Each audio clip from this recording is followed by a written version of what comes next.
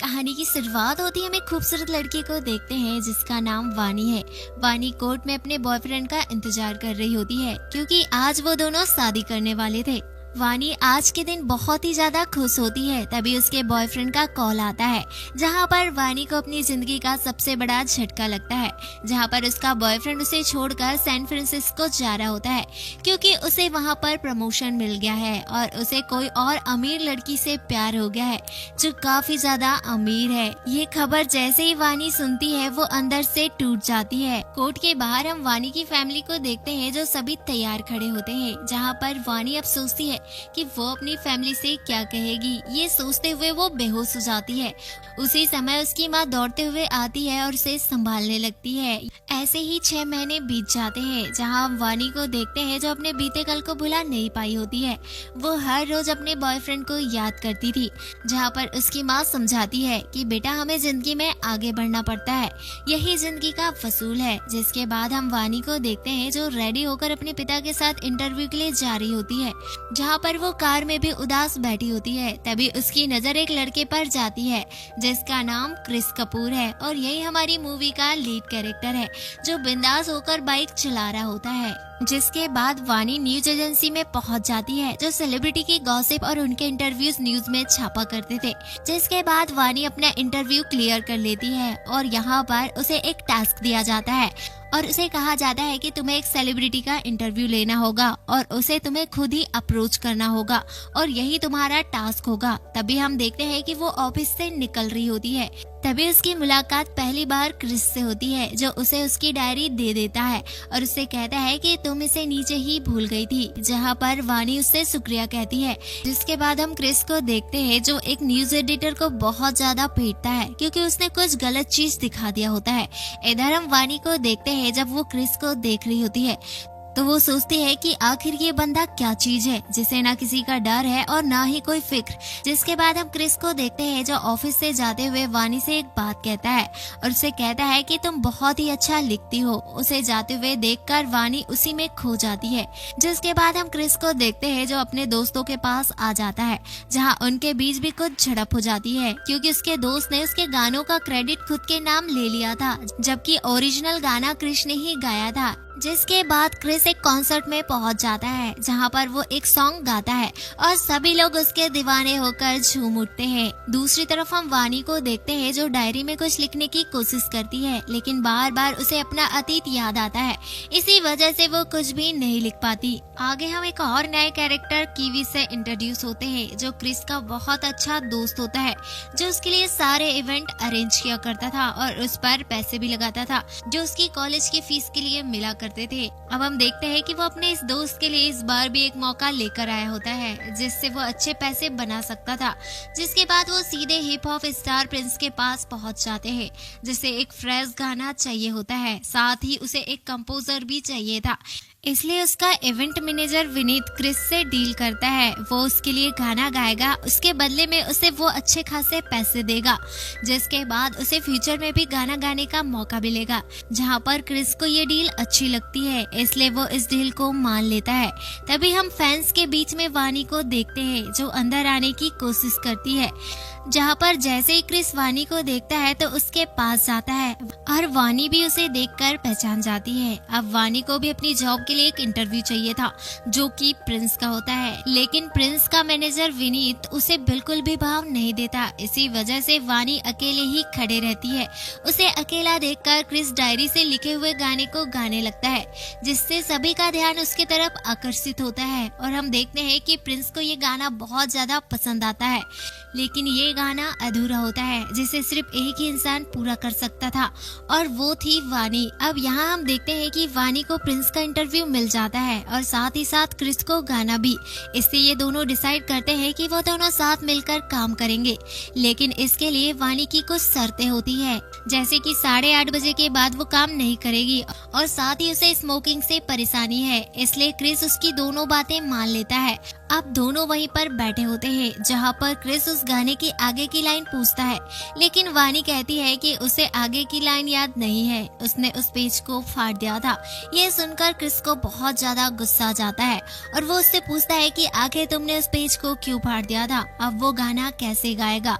लेकिन वानी को कुछ भी याद नहीं होता है। फिर वो उस गाने को लिखने के लिए कहता है, लेकिन वानी उस पर गुस्सा हो जाती है क्योंकि वो इस बंद कमरे में सोच नहीं पा रही थी तो गाना कैसे लिख पाएगी। इसलिए क्रिस उसे अपनी फेवरेट जगह पर ले जाता है जो कि कॉलेज का प्लेग्राउंड होता है, जहाँ पर क्रिस अपने सारे गुस्से को निकालने के लिए गेम खेलता है जो कि क्रिकेट होता है और वानी को भी समझाता है कि अगर तुम्हें कुछ भी अच्छा ना लगे तो तुम इसे जरूर ट्राई करना।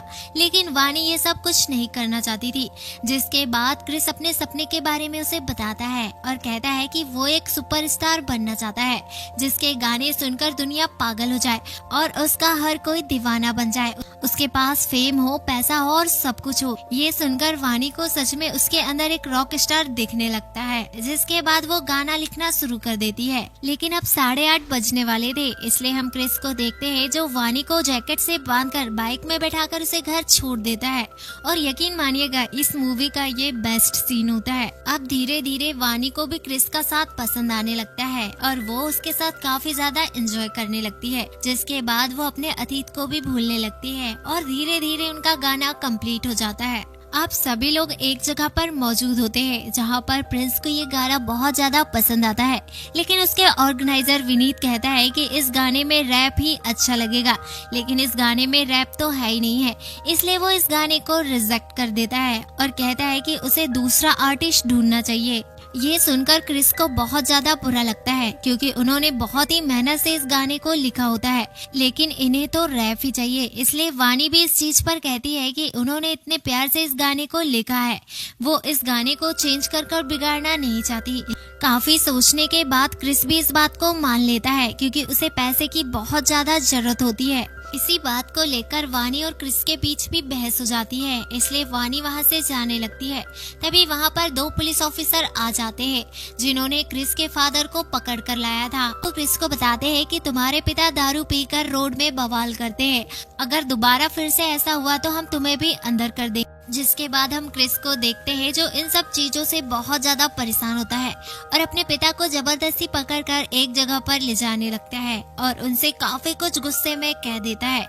ये सुनकर वानी भी काफी ज्यादा इमोशनल हो जाती है और यहाँ हमें रिवील होता है कि क्रिस अपनी जिंदगी से काफी ज्यादा परेशान है क्योंकि उसका करियर भी उतना खास नहीं चल रहा होता है। जिसके बाद क्रिस अपनी फेवरेट जगह पर आ जाता है, उसके पीछे पीछे वानी भी वहाँ पर पहुँच जाती है और उससे कहती है कि उसने एक रैप लिख दिया है, अब उसे बहुत सारे पैसे मिल जाएंगे। लेकिन इसके साथ साथ वो अपने पास्ट के बारे में भी शेयर करती है और उसे बताती है कि जब वो कॉलेज में थी तो उसकी मुलाकात महेश अय्यर से हुई थी, फिर दोनों के बीच प्यार हो गया और वो शादी करने वाले थे, लेकिन उसने शादी के दिन उसे छोड़ दिया और वहाँ से चले गया। लेकिन इससे भी बुरा ये था कि उसने मुझसे लिखने की स्किल ही छीन ली।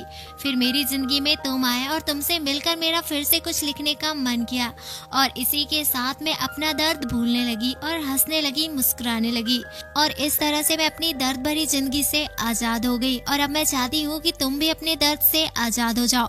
मैं इसमें तुम्हारी मदद करना चाहती हूँ और तुम्हें खुश देखना चाहती हूँ, लेकिन अगर तुम ऐसा नहीं चाहते तो मैं यहाँ से चली जाऊंगी। जिसके बाद वहाँ से वानी जाने लगती है। तभी पीछे से आवाज आती है कि वानी मेरी मदद करो।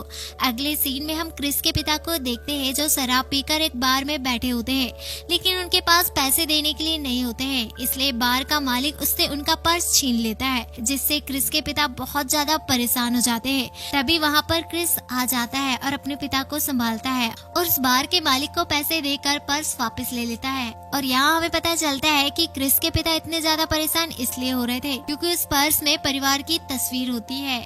यहाँ पर क्रिस भी जानता था कि उसके पिता काफी ज्यादा अकेले हो चुके हैं, इसलिए वो शराब से छुटकारा पाने के लिए उन्हें एक रिहैब सेंटर में ले जाता है, लेकिन वहाँ की फीस बहुत ज्यादा होती है क्योंकि इतने पैसे क्रिस के पास नहीं होते हैं। लेकिन इतने पैसे उसे एक ही आदमी से मिल सकते हैं, वो था विनीत। जिसके बाद वो विनीत से पैसे मांगता है और विनीत पैसे देने के लिए मान जाता है, लेकिन विनीत की एक ही शर्त थी कि क्रिस का गाने पर उसका कोई भी राइट नहीं होगा। इस बात के लिए क्रिस भी मान जाता है। अब गाना पूरी तरह से कंप्लीट हो चुका था, इसलिए वानी का आखिरी दिन होता है जहाँ पर क्रिस उसे घर छोड़ता है और उससे कहता है कि मैं चाहता हूँ कि तुम मुझसे दूर रहो, क्योंकि मेरे साथ खुशियाँ ज्यादा दिन तक नहीं टिकती। इसलिए हम देखते हैं कि वो दोनों दूर हो जाते हैं। ये सुनकर वानी को काफी ज्यादा बुरा लग रहा होता है, लेकिन वो कर भी क्या सकती थी। इसलिए हम देखते हैं कि वो अपने घर आ जाती है। जब वो अपनी डायरी खोलती है तो उसे वही गाने का पास मिलता है जो उसने लिखा होता है। इसलिए वो सीधे उसी कॉन्सर्ट में पहुंच जाती है जहां पर क्रिस के गाए हुए गाने को कोई और गा रहा होता है, जहां पर क्रिस भी मौजूद होता है और अंदर से काफी ज्यादा गुस्सा होता है।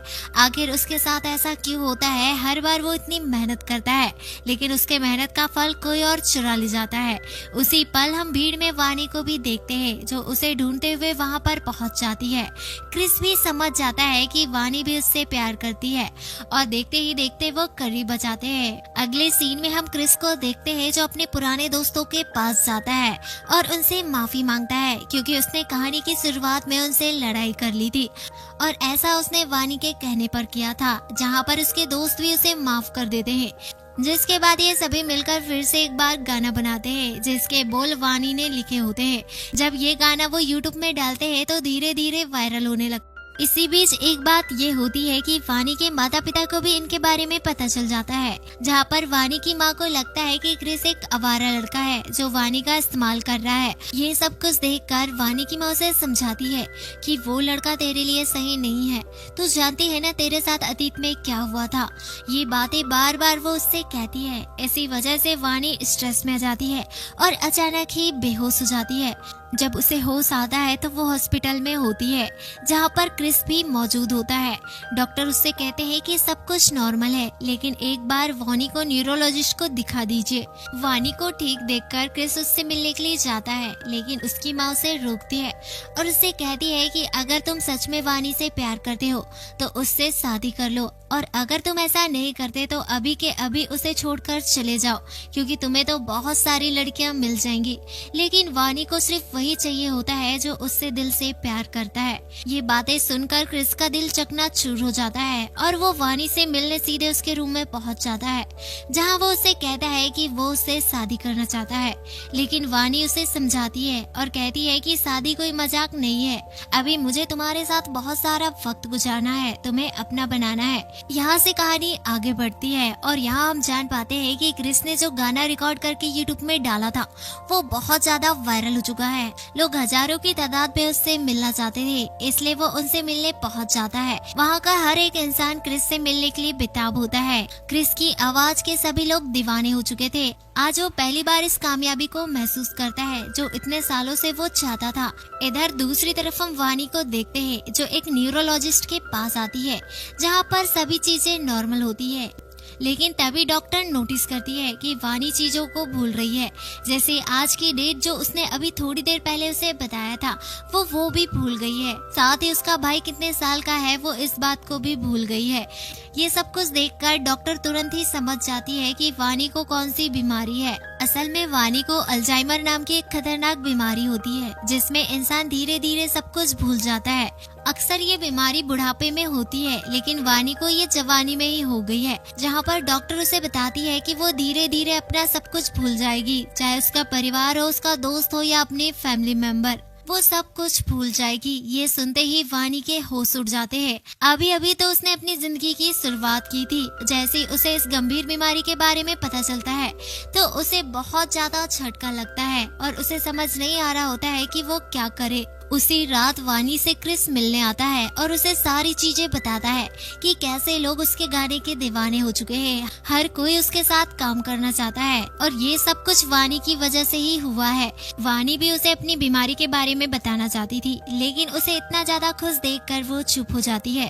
तभी हम क्रिस को देखते हैं जो कार के ऊपर चढ़ जाता है और चिल्ला चिल्ला कर उसे कहता है कि मैं तुमसे प्यार करता हूँ और हमेशा ही तुमसे प्यार करता रहूंगा।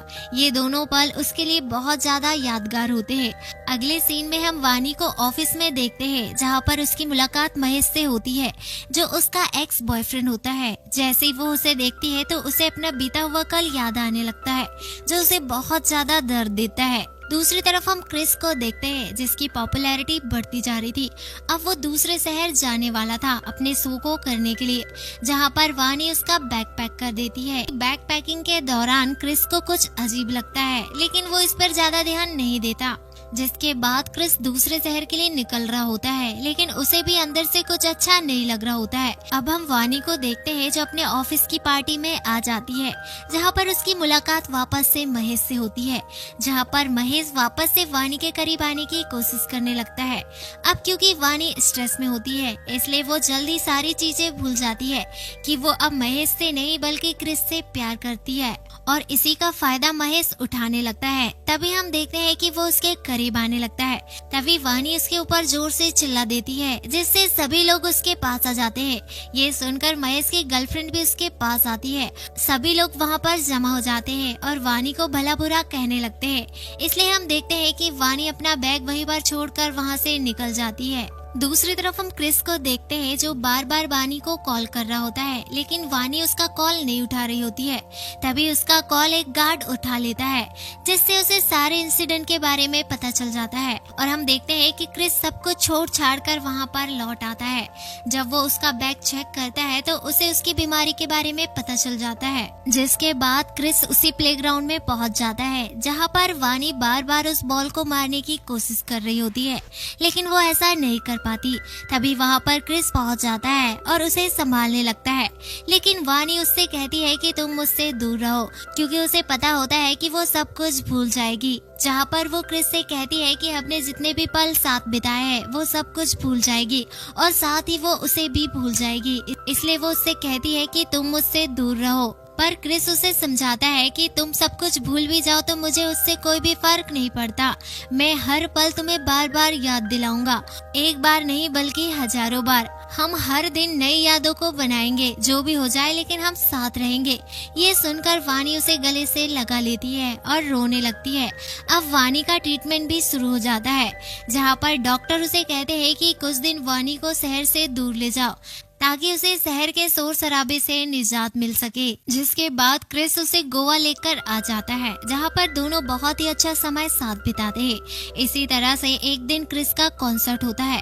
वो हजारों लोगों के बीच गाना गा रहा होता है। ये सब कुछ देखकर वानी भी बहुत ज्यादा खुश होती है, लेकिन तभी उसकी याददाश्त जाने लगती है और वहाँ पर महेश आ जाता है, जो एक बार फिर से उसका फायदा उठाने की कोशिश करने लगता है और उसके करीब आ जाता है और उसे किस करने वाला ही होता है। और तभी वहाँ पर क्रिस आ जाता है और उसे ये सब कुछ देखकर सब कुछ समझ आ जाता है कि वानी की यादें जा रही है। जहाँ पर क्रिस वानी को अपने साथ चलने के लिए कहता है, लेकिन वानी मना कर देती है। और यहाँ पर महेश क्रिस को वहाँ से जाने के लिए कहता है, लेकिन वो क्रिस को नहीं चाहता था। तभी हम देखते हैं कि क्रिस का गुस्सा 7वें आसमान में पहुँच जाता है और वो महेश को बहुत ज्यादा पीटने लगता है, जिससे महेश के मुँह से खून निकलने लगता है। लेकिन तभी यहाँ पर सबसे इमोशनल मोमेंट आता है, जहाँ पर हम वानी को देखते हैं जो उसके सामने चाकू लेकर खड़ी होती है और वो क्रिस से कहती है कि तुम यहाँ से चले जाओ, तुम हो कौन जो महेश को इतना ज्यादा पीट रहे हो।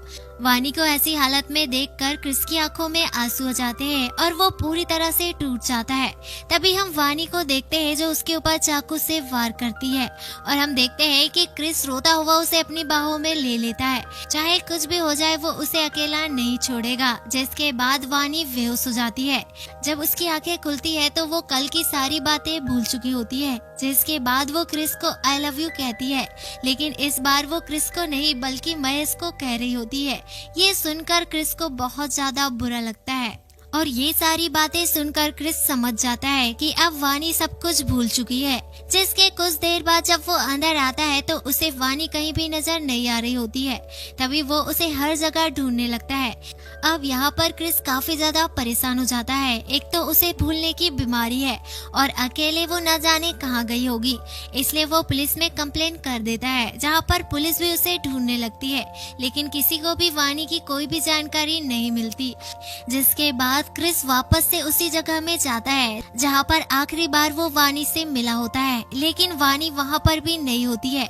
इसलिए गुस्से में आकर वो सारी चीजें तोड़ने लगता है। तभी उसे वहाँ पर वानी की डायरी मिलती है जिस पर वानी ने उसके लिए गाना लिखा होता है। ये देखकर क्रिस अपने दोस्तों से कहता है कि ये गाना हर गली मोहल्ले और चौराहे में बजना चाहिए, तभी हम वानी को ढूंढ सकते हैं। जहाँ पर उसके दोस्त उसे समझाते हैं और कहते हैं कि वानी को कुछ भी याद नहीं है और ऊपर से वो तुम्हें भी भूल चुकी है। लेकिन क्रिस अब भी उसके प्यार में डूबा हुआ है, उसे कोई भी फर्क नहीं पड़ता कि वानी को वो याद है या नहीं। जिसके बाद ऐसे ही 1 साल बीत जाता है और क्रिस अब बहुत बड़ा रॉक स्टार बन गया होता है। हर कोई उसके गानों का दीवाना होता है और हर कोई उससे मिलना चाहता है, लेकिन वो तो सिर्फ वानी से ही मिलना चाहता था। लेकिन इतने दिन होने के बाद भी वो वानी को ढूंढ रहा होता है, वो आज भी उसका इंतजार करता है। तभी हम देखते हैं कि एक दिन उसे एक रील दिखाई देती है। असल में वो लड़की कोई और नहीं बल्कि वानी होती है। जिसके बाद क्रिस तुरंत ही उस जगह में पहुंच जाता है जहां पर एक नर्स मिलती है, जहां पर वो क्रिस को देखकर पहचान लेती है और उसे वानी का एक लेटर देती है, जहां पर उस लेटर में लिखा होता है कि आई होप ये लेटर तुम्हें कभी भी ना मिले, क्योंकि अगर तुम्हें मेरे बारे में सब कुछ पता चल जाएगा तो तुम सब कुछ छोड़ छाड़ कर मेरे पास आ जाओगे। क्योंकि ये अजीब बीमारी है, जब मुझे सब कुछ याद आता है तो मैं अंदर अंदर टूटती जाती हूँ और जब मैं सब कुछ भूल जाती हूँ तो मैं तुम्हें ऐसी तकलीफ नहीं देना चाहती, इसलिए मैं सब कुछ छोड़ छाड़ कर यहाँ पर चली आई थी। लेकिन जितना भी मैं तुमसे दूर जाने की कोशिश करती हूँ, तुम्हारे गाने मुझे तुम्हारे करीब ले आते हैं। ये सब कुछ पढ़कर क्रिस रोने लगता है और फाइनली उसे वानी मिल जाती है जो सब कुछ भूल चुकी थी, यहाँ तक कि वो अपना नाम भी। जब क्रिस उसके सामने आता है तो वो उससे पूछती है कि वो कौन है और यहाँ पर क्यों आया है, जहाँ पर क्रिस उससे कहता है कि मैं एक म्यूजिशियन हूँ, काफी टाइम से मैं गाना लिखने की कोशिश कर रहा हूँ, लेकिन तुम तो एक राइटर हो ना, इसलिए मैं तुमसे मिलने आया था। जहाँ पर वानी उससे कहती है कि अब मेरे अंदर इतनी इंस्पिरेशन नहीं बची है जिससे मैं गाना लिख सकूं, मुझे कुछ भी फील नहीं होता है। जिसके बाद क्रिस उसे पहाड़ों में ले जाता है जहाँ पर कुछ बच्चे क्रिकेट खेल रहे होते हैं। वहाँ पर क्रिस उसे भी खिलाने लगता है और ये सब कुछ देखकर वानी को सब कुछ धीरे धीरे याद आने लगता है और उसे याद आ जाता है कि उसका असली प्यार क्रिस है। आई होप आपको एक्सप्लेनेशन पसंद आई हो। अगर आपको एक्सप्लेनेशन पसंद आई तो वीडियो को लाइक और चैनल को सब्सक्राइब जरूर कीजिएगा, क्योंकि एक वीडियो को बनाने में बहुत ज्यादा मेहनत लगती है। आपका एक सब्सक्राइब हमारी इंस्पिरेशन का कारण बनता है।